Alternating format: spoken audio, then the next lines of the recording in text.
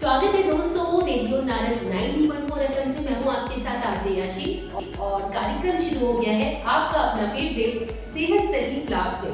यहाँ एक ऐसा शो जिसमें आपको आपके स्वास्थ्य से जुड़ी जानकारी मिलती है। आज हम एक ऐसे ही गंभीर विषय पर बात करने जा रहे हैं। हर साल हजारों लोगों को एक ऐसी बीमारी जकड़ लेती है जिसका उनको अंदाजा भी नहीं होता, या कहूँगी वो उस बीमारी के लिए प्रिपेयर भी नहीं हो पाते। मैं बात कर रही हूँ एक ऐसे खामोश खतरे की जो बिना दस्तक दिए आपके कदमों में आ जाती है।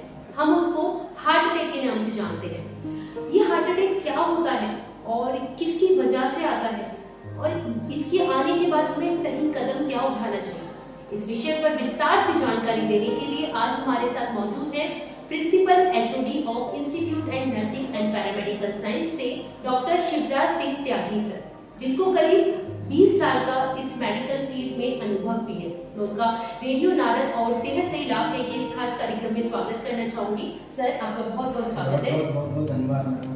सर, सबसे पहले मैं आपसे जानना चाहूंगी हार्ट अटैक के बारे में। आखिर हम आम भाषा में इसको कैसे समझेंगे, कैसे जानेंगे? सबसे पहले तो मैडम आपके सभी नारद के श्रोताओं को मेरी तरफ से बहुत बहुत आभार कि आपने मुझे इस आज के ज्वलंत टॉपिक पर बोलने के लिए अवसर दिया है। आपका सवाल ये है कि हार्ट अटैक ये क्या है मैडम? सामान्य हमारे भारत के अंदर पिछले 20 साल के एरा में ये जिस तरह से स्पीड बढ़ रही है अटैक की, वो एक बहुत ही चिंता का विषय बन चुका है। और पहले ये विदेशों के बीच में पाई जाने वाली बीमारी थी हार्ट अटैक, लेकिन अब ये बीमारी हमारे समाज के अंदर, हमारी सोसाइटी के अंदर, हमारी कम्युनिटी के अंदर और हमारे देश के अंदर भयंकर रूप धारण कर चुकी है। क्योंकि ये बीमारी आपने पूछा होता क्या है, तो मैडम हमारे बॉडी का एक हार्ट, आपने सभी उसके नाम से प्रतीत होता है कि हार्ट एक ऑर्गन होता है। उस ऑर्गन का जब काम करना बंद कर देता है उसे कहते हैं अटैक। हार्ट अटैक मींस हमारे ब्लड का जो सर्कुलर में पंप करता है हार्ट, वो स्टॉप हो जाता है, जिससे कि ये प्रॉब्लम आ जाती है। ओके सर, कोरोना के बाद हम अक्सर भी हार्ट अटैक जैसी समस्या लोगों में देख रहे हैं। हर साल हजारों लोग इसका शिकार होते हैं। इसके पीछे का कारण क्या हो सकता है? क्या लाइफस्टाइल में कोई बदलाव भी इसका कारण हो सकता है?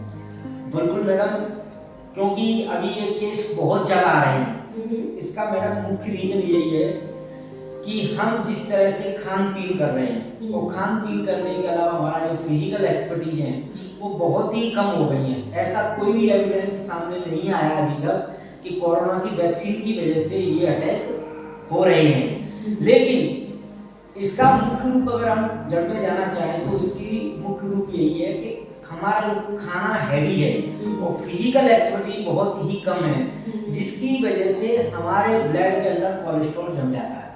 और कोलेस्ट्रॉल जम जाने की वजह से जो फ्लो, जो हमारी ब्लड की धमनियां होती हैं उनके अंदर जब फ्लोड कोलेस्ट्रॉल जम जाता है, तो जिस स्पीड से ब्लड का फ्लो होना चाहिए था वो उसके बीच में वो बैरियर बन जाता है और ब्लड जो हार्ट है वो आगे अपना ब्लड पंप नहीं कर पाता है, जिसकी वजह से ये प्रॉब्लम आ जाती है।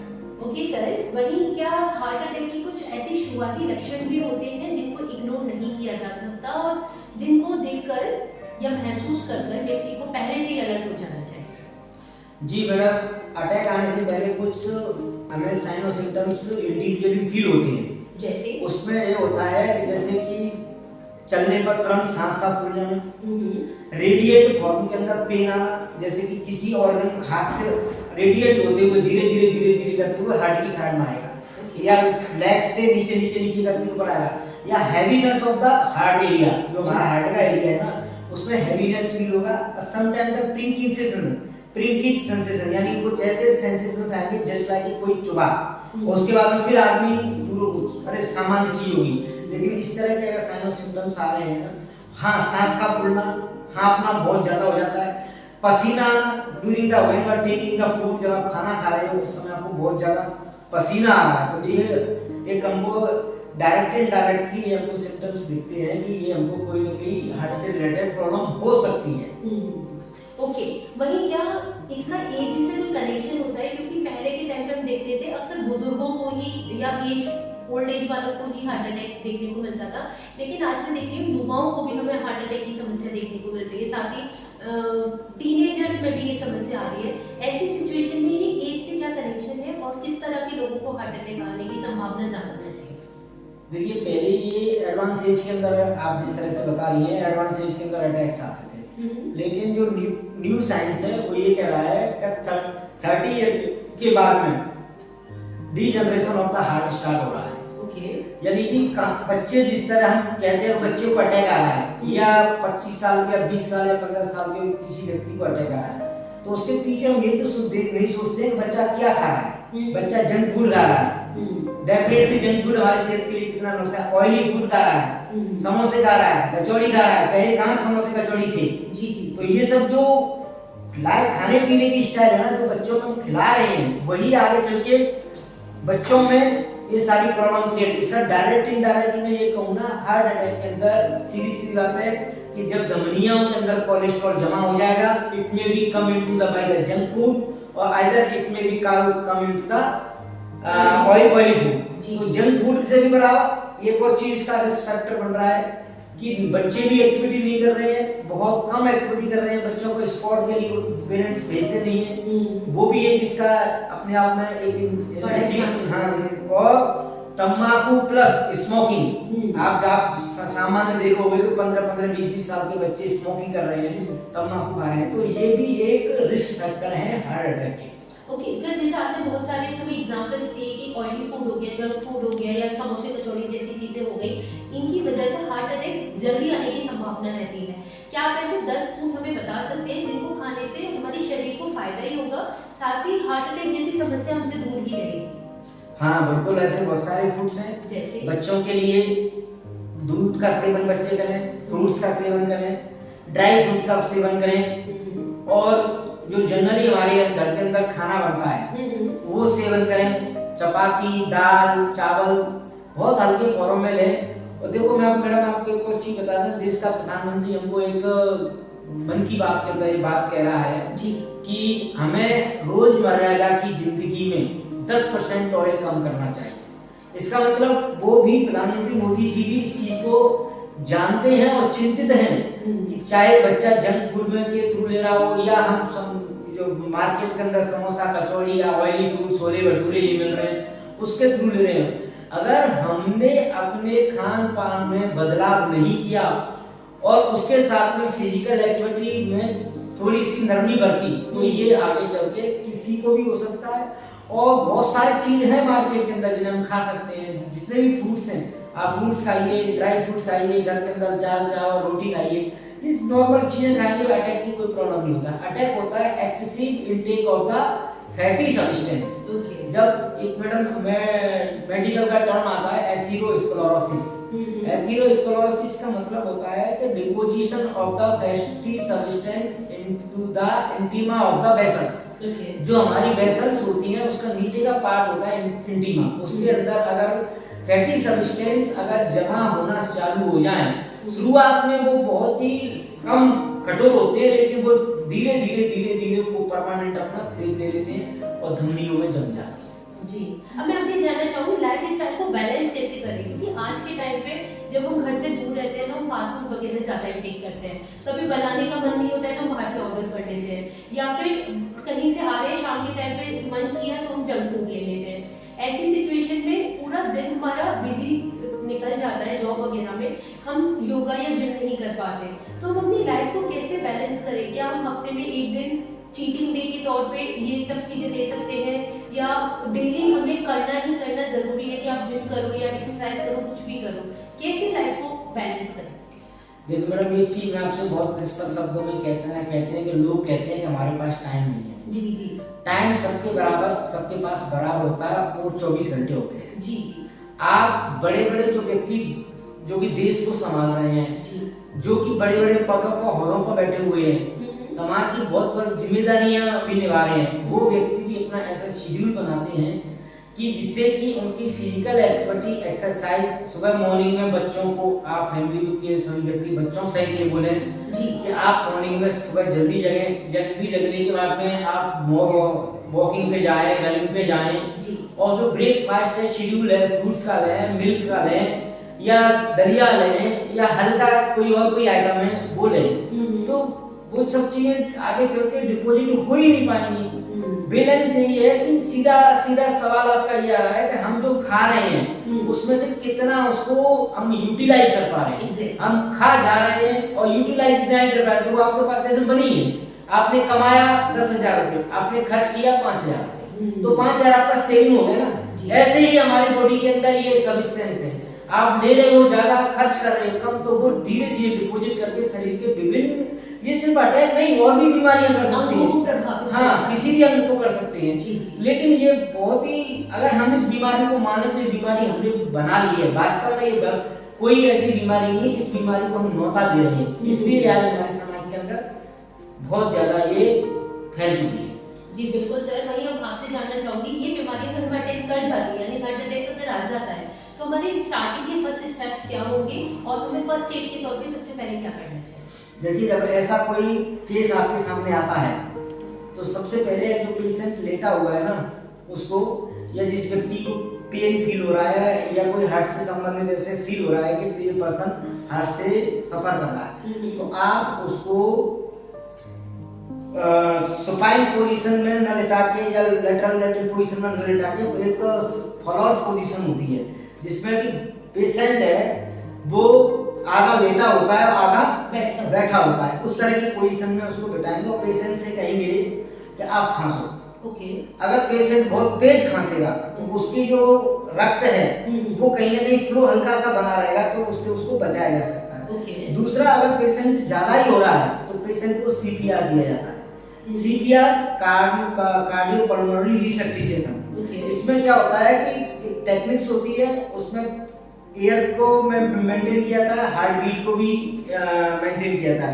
कार्डियक और पल्मोनरी, कार्डियक मींस हार्ट और पल्मोनरी मींस रेस्पिरेटरी, इन दोनों सिस्टमों को बाय द सीपीआर हम उसको थोड़ा सा कंट्रोल कर सकते हैं, कि जिससे कि फर्स्ट एड के रूप में पेशेंट हॉस्पिटल तक पहुंचाए। ओके, वही शिवराज सर, मैं ये भी जानना चाहूंगी, मैंने सुना है महिलाओं में जो लक्षण होते हैं हार्ट अटैक के, वो पुरुषों से अलग होते हैं, इस बात में कहां तक सच्चाई है? और अगर वो पुरुषों से अलग होते हैं तो किस तरह के लक्षण हमें दिखते हैं? देखिए, compare to the male, female को हार्ट अटैक कम आता है। उसका एक रीजन है कि महिलाओं का जो मंथली जो ब्लड लॉस होता है, जिसकी वजह से वो ब्लड की मात्रा कम हो जाती है, तो उसके जो सब्सटेंस हैं वो नहीं हो पाते हैं। तो इसलिए ये जो अटैक की प्रॉब्लम्स हैं वो महिलाओं में जब आता है तो सिमिलर ही आता है, लेकिन महिलाओं में ये कम आता है। इसका एक रीजन यही है कि मंथली जो मेंसेस है ना महिलाओं में होने की वजह से, हाँ, after the 14 year, after the 15 year, 50 साल के बाद में जब उसकी मेनिपोज हो जाता है, उसे मेनिपोज वर्ड बोलते हैं, लास्ट मेंसेस उसमें आ जाती है, तो उसके बाद में इक्विवेलेंट चांस हो जाते हैं। महिला को भी चांस रहते हैं 50 के बाद में, जितने कि पुरुष को पहले रहते हैं। तो क्या उस टाइम पे कोई दवाई वगैरह देनी चाहिए या ऑन द स्पॉट में कुछ ऐसा मेडिकेशन तैयार रखना चाहिए? हाँ मैडम, इसमें अटैक के ऊपर डिपेंड करता है। जैसे कि किसी पेशेंट को एक टाइप्स होता है एंजाइना पेक्टोरिस, अगर वो है तो एक नाइट्रोग्लिसरीन नाम की मेडिसिन आती है, आप उसको दे दीजिए तो उसका पेन है वो सैस हो जाएगा और पेशेंट को। लेकिन अब अगर उसको एमआई है, मायोकार्डियल इन्फेक्शन, तो वो सबसाइड होने पर आप देते रहोगे तो नहीं दूर होगा, क्योंकि उसकी कार्डियक सेल डैमेज होना चालू हो गई है। और जब सेल्स डैमेज चालू होती है तो pain is intolerable and very severe. अगर किसी व्यक्ति को एक बार हार्ट अटैक आ गया और उसके बाद वो मेडिकेशंस के साथ ठीक हो जाता है, तो क्या उसकी दोबारा आने की संभावना होती है या वो अपनी नॉर्मल लाइफ जी सकता है? बिल्कुल संभावना होती है। उसे हार्ट जस्ट लाइक ये मेडिसिन होती है ना अटैक की, ये क्या होती है, ये आपने स्प्रिंग देखा है, स्प्रिंग के ऊपर आप वजन रख दोगे जी, तो वो क्या नीचे दब जाएगी, लेकिन उसके ब्लड के अंदर तो कंटेंट भर चुका है, उसके अंदर कोलेस्ट्रॉल भरा हुआ है। बढ़ा हुआ कोलेस्ट्रॉल दवाओं के द्वारा उसको दबाया जाता है, लेकिन जैसे ही आप दवाओं का असर उठाओगे वो स्प्रिंग ऊपर आ जाएगी और चांस इक्विवेलेंट हो जाएंगे। इसलिए दवाओं के साथ में लाइफ स्टाइल मॉडिफिकेशन भी बहुत जरूरी है।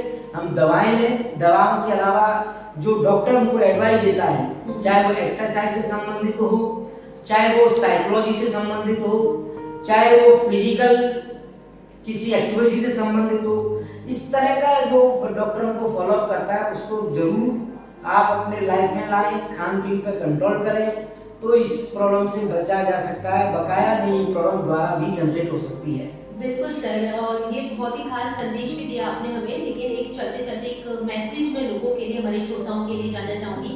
आप एकदम फिट हैं, फाइन हैं, और आप लोगों को कैसे सजेस्ट करना चाहोगे कि अपनी लाइफस्टाइल को कैसे बैलेंस करें, खान पीन में क्या खाएं, और एक खास संदेश जिससे उनकी लाइफ पे कोई प्रभाव पड़े और वो आपकी बात को सुने, समझे और फॉलो करें। देखिए, ईश्वर ने आपको जीवन दिया है और जीवन में एक बहुत ही अहम अंग दिया है, हृदय। वैसे भी कहते हैं कि हृदय की अपने आप में बहुत गहराइयां होती हैं।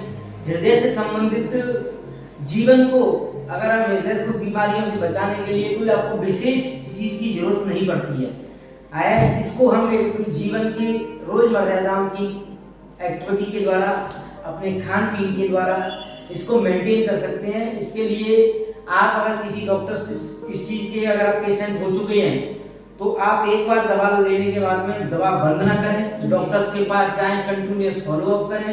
और अगर आपको है या नहीं है, मेंटेन नहीं करता है, तो आपको अपने कमिंग जनरेशन को ये बताना चाहिए कि ये प्रॉब्लम मुझे इसलिए हुई है, तो आप उस चीज से बचें। और इसके फैक्टर बहुत ज्यादा फैक्टर नहीं है, इसके फैक्टर बहुत ही सिलेक्टेड फैक्टर हैं। इसलिए उन जिन फैक्टरों से मुझे वो बीमारी हुई है, मैं आने वाली जनरेशन को अपनी को बचा सकूं और कह सकूं कि जिसकी वजह से मुझे परेशानी हुई है, आप उससे दूर रहिए। तो कहीं ना कहीं ये सब चीजें अपने आप में ऑटोमेटिकली कंट्रोल हो जाएंगी। बिल्कुल सर, बहुत ही अच्छा संदेश दिया। साथ ही सेहत से लाभ के इस खास और महत्वपूर्ण एपिसोड के साथ आप जुड़े। हार्ट अटैक पर आपने बहुत ही महत्वपूर्ण जानकारी दी। सर, आपका तहे दिल से धन्यवाद करना चाहूंगी। बहुत बहुत शुक्रिया रेडियो नाटक के साथ। धन्यवाद, थैंक यू वेरी मच। इसी के साथ दोस्तों, मैं अभी लेती हूँ आपसे विदा, लेकिन जाने से पहले बस यही कहना चाहूंगी, जिंदगी एक ही है और दिल उसका सबसे अनमोल हिस्सा। अगर आप उसको मेंटेन रखेंगे, उसको तंदुरुस्त रखेंगे, उसको खुश रखेंगे, तो ना सिर्फ आप अपने अपनों के पास सुरक्षित रहेंगे, बल्कि आप अपनी जिंदगी के साथ भी खुशहाल रहेंगे। इसी संदेश के साथ मैं आरजे याशी लेती हूँ आपसे विदा। फिर मिलते हैं अगले एपिसोड में एक नए खास मेहमान के साथ, जो देंगे आपको आपके स्वास्थ्य पर महत्वपूर्ण जानकारी। तब तक के लिए मुझे यानी आरजे याशी को दें इजाजत। रेडियो नाटक 90.4 FM, जन जन की मंगलवाणी। Stay tuned.